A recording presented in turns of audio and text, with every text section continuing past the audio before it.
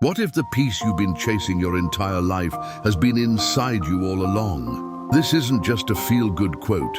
It's the lesson a young traveler learned after a single walk with a glass of water. In a quiet mountain village lived a 24-year-old named Marco. On the surface, his life looked ordinary. But inside, his mind was a storm. Racing thoughts about the past, endless worries about the future. Sleep rarely came. Even a smile felt like a memory. But a rumor was about to change everything.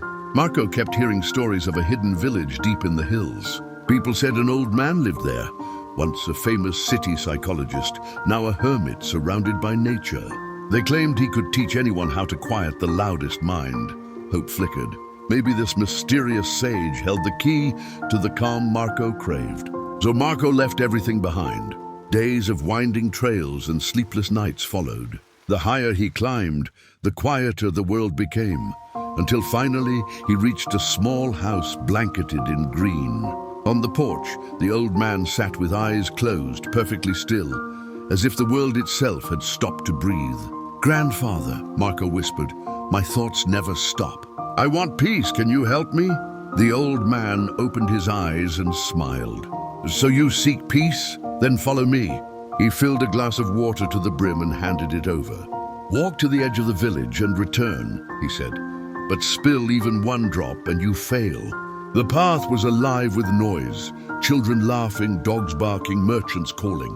But Marco heard none of it. Eyes locked on the trembling water, he took careful step after careful step. Every sound, every distraction faded into silence. When he returned, the glass was still full. The old man nodded. "Well done. But tell me, did you see the children playing? Hear the dogs?" Marco frowned.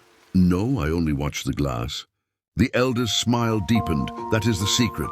When your mind stays in the present, there is no room for fear of the past or anxiety about the future. For that walk, you were fully here. And in that moment, you were free."